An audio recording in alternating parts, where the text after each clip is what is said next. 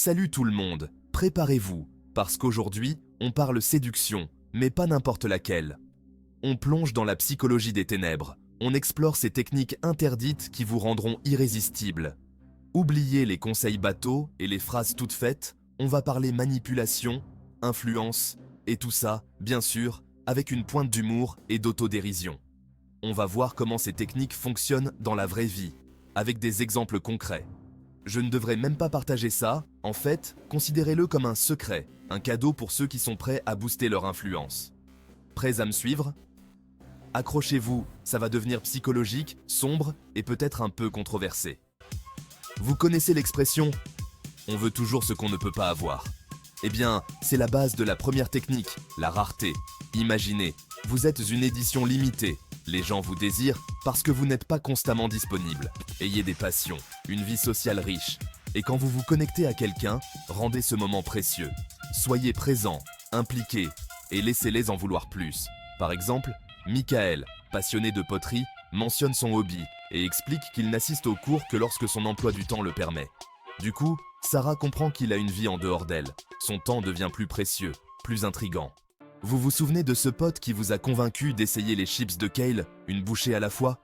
C'est la technique du pied dans la porte. L'idée est simple, on commence petit, un café par exemple, puis on progresse naturellement vers des choses plus importantes.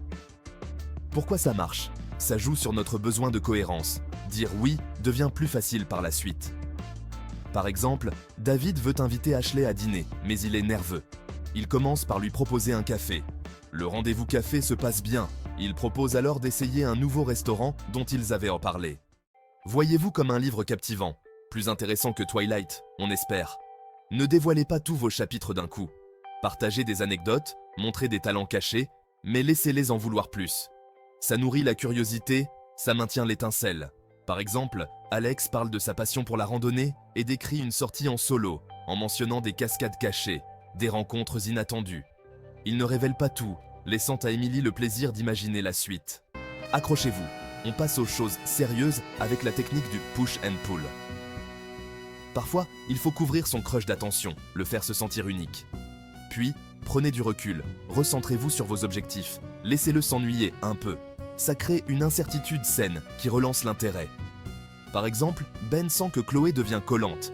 Il prend du temps pour lui, ses loisirs, ses amis. Quand il se revoit, Chloé semble plus enthousiaste, elle apprécie son indépendance. Vous savez ce qui est plus attirant qu'une personne attirante? Une personne attirante que tout le monde veut. C'est le principe du triangle du désir. Mentionnez que d'autres vous trouvent intéressant. Les gens veulent ce que les autres veulent.